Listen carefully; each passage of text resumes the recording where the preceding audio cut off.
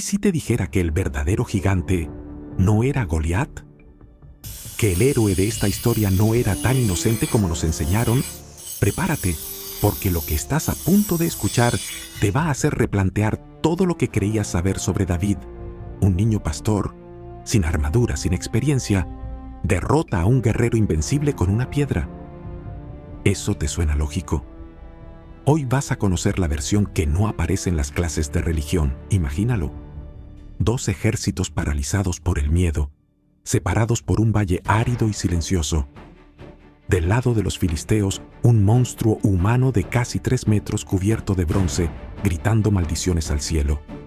Y del otro lado, un niño pecoso con una honda y unas piedras. La historia de David y Goliat es famosa, pero casi nadie conoce la versión completa. ¿Sabías que David no era un simple pastor? Era músico, espía y sobrino de un poderoso general. Y Goliat no era un bruto sin cerebro. Era un guerrero con una enfermedad real, posiblemente acromegalia, que explicaría su altura, su agresividad y su visión borrosa. ¿David se aprovechó de eso? Pero antes del duelo, ¿quién era David realmente? El menor de 8 hermanos, marginado por su propio padre. Su trabajo: cuidar ovejas y tocar el arpa para un rey atormentado por demonios internos. El rey Saúl amaba la música de David, pero no lo respetaba. Sin embargo, el muchacho tenía algo especial: ambición. Y cuando escuchó que el rey ofrecía riquezas, una hija y la exención de impuestos al que matara a Goliat, el juego cambió. Mientras todos temblaban ante Goliat, David preguntaba: ¿qué dan al que lo venza? ¿Valentía o cálculo? Aquí no tenemos un niño inocente, sino a un joven con estrategia. Saúl no confiaba en él, pero no tenía opciones. Nadie más se atrevía. Así que le ofreció su propia armadura. ¿Y qué hizo David? La rechazó. No por humildad, sino porque no podía moverse con ella. En vez de espada, eligió 5 piedras lisas del arroyo. ¿Por qué 5, si solo había un gigante? ¿Sabías que Goliat tenía hermanos? Algunos creen que David se preparaba para enfrentarlos también. El campo de batalla estaba listo. Goliat avanzó, armado hasta los dientes. David caminó ligero, sin escudo, sin miedo. La escena no era épica. Era tensa, silenciosa. Como si todo el mundo contuviera la respiración, Goliat lo miró y se burló. ¿Soy un perro para que vengas a mí con palos? Pero David respondió con algo más fuerte que insultos: fe o convicción o arrogancia. Depende de cómo lo mires. David giró su honda, 1, 2, 3 vueltas, y entonces lanzó. La piedra voló como un misil y se incrustó justo en la frente del gigante. Goliat se tambaleó y cayó como un árbol, silencio absoluto. Un niño acababa de derribar a la amenaza más grande del ejército filisteo. Pero lo más impactante vino después. David corrió, sacó la espada de Goliat y lo decapitó, sin temblar. Sin mirar atrás, David no celebró, no gritó victoria.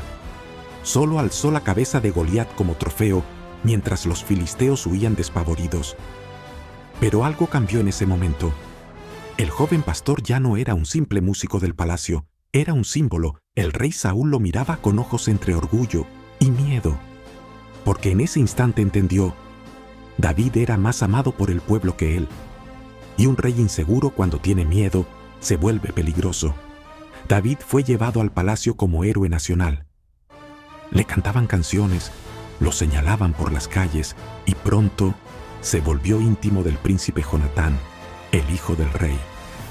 ¿Coincidencia o estrategia? Y aquí comienza lo más curioso. Jonatán se enamora de la personalidad de David. Le entrega su capa, su armadura, hasta su espada. ¿Un gesto de amistad? ¿O una alianza silenciosa contra su propio padre? David había conquistado más que una batalla. Ahora tenía al pueblo, a los soldados y al hijo del rey. Pero no todo era color de rosa. Saúl comenzó a ver visiones, ataques de celos y una amenaza directa. Ese muchacho me quitará el trono. Aquí va un dato poco conocido. ¿Sabías que Saúl intentó matar a David con sus propias manos más de una vez? Una vez arrojándole una lanza. Mientras David tocaba música para calmarlo, David escapó y siguió creciendo en fama. Y para tratar de controlarlo, Saúl tomó una decisión extraña. Le ofreció a su hija Mical en matrimonio, pero con una condición insólita: traer 100 prepucios de filisteos. Sí, eso le pidió. ¿Y qué hizo David?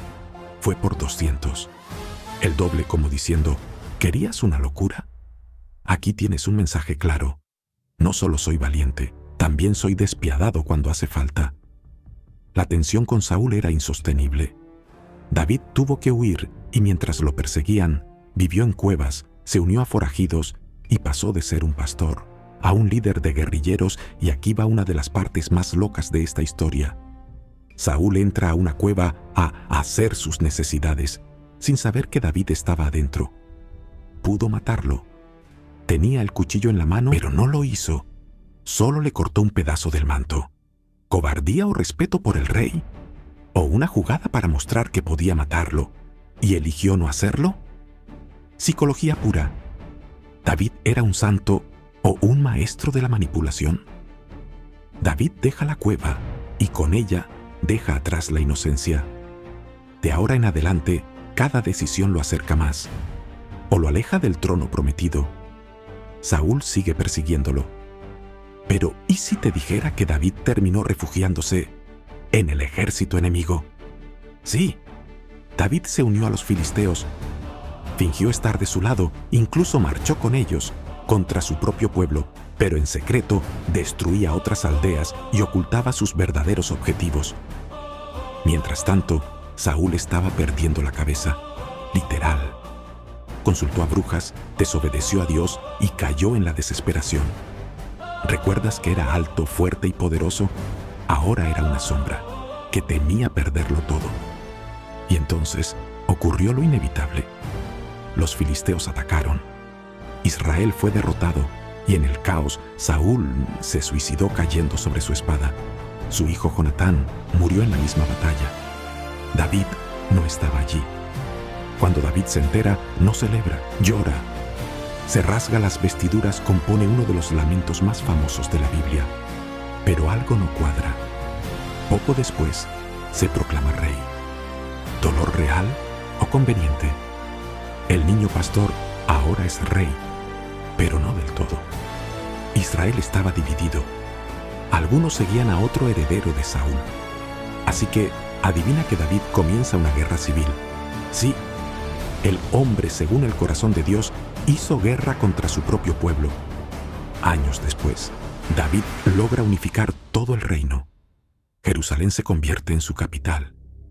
Lleva el arca de la alianza con danzas, música y también muertes por error. Un tipo tocó el arca y cayó muerto al instante. David estaba en la cima, amado, admirado, poderoso. Pero ya sabemos que el poder no siempre se maneja bien. Aquí entra Betsabé, una mujer casada. David la ve bañándose y la quiere a cualquier costo. La manda a llamar. Se acuesta con ella y cuando queda embarazada intenta encubrirlo. Pero el esposo de Betsabé, Urías, es leal y se niega a dormir con ella para no traicionar a sus compañeros de guerra. Entonces, David hace lo impensable. Lo manda al frente de batalla y ordena que lo abandonen. Urías muere y David se casa con Betsabé. ¿Sigues pensando que era solo un hombre de fe? Pero ni el rey se escapa de las consecuencias. Un profeta llamado Natán lo confronta. Le dice una parábola que termina con una sentencia brutal. Tú eres ese hombre. David cae en cuenta y se rompe. Su hijo con Betsabé muere. El reino entra en crisis y David cambia para siempre. Ya no es el joven valiente. Ahora es un rey marcado por su culpa. Pero aún queda una última parte. ¿Listo para el desenlace? David sigue reinando, pero ahora el drama viene desde adentro. Uno de sus hijos, Amnón, comete un acto repugnante contra su media hermana y David no hace nada. ¿Justicia? Brilla por su ausencia. Eso enciende la furia de otro hijo, Absalón. Planea venganza, mata a su hermano y huye. Pero no queda ahí años después, regresa con sed de poder. Absalón se proclama rey. Se gana al pueblo con carisma, belleza y manipulación. Y David, el gigante que venció a Goliat, ahora huye de su propio hijo.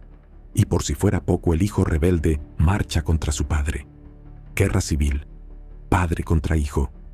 Y en la batalla, Absalón queda atrapado por su largo cabello en un árbol y es asesinado. David no lo celebra. Llora desconsolado. Absalón, hijo mío. El hombre que una vez venció gigantes, ahora no puede vencer su propio dolor. ¿Es este el verdadero David? ¿El héroe? ¿O simplemente un hombre con demasiadas sombras? Si esta historia te ha hecho cuestionarte cosas, déjanos un comentario, suscríbete y dale like si quieres conocer más verdades incómodas de la Biblia. Los años pasan. David envejece. Sus cicatrices emocionales pesan más que las físicas, pero aún tiene una última misión: preparar el camino para su sucesor. Y no elige al más fuerte ni al más listo.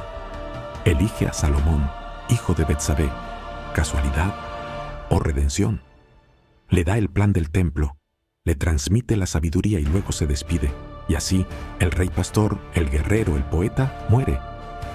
Pero no como empezó, ni siquiera como esperábamos. Muere como todos los hombres, frágil. ¿Qué nos deja David? ¿Una historia de triunfo o de advertencia? Porque sí, venció gigantes, pero sus demonios internos casi lo destruyen. Tal vez el verdadero gigante no fue Goliat. Tal vez el verdadero enemigo siempre estuvo dentro. Y eso lo hace más humano que héroe. Y si David no fue perfecto, ¿quién lo es? Tal vez por eso fue tan amado por Dios, no por lo que hizo, sino por cómo se levantó cuando cayó. Porque al final la historia de David no es sobre religión, es sobre lucha, caída, redención y sí, sobre fe. Pero no una fe perfecta, sino una fe que no se rinde. ¿Te atreves a mirar más allá del mito? Entonces no te pierdas lo que viene. Historias bíblicas como Nunca te las contaron. Esto apenas comienza.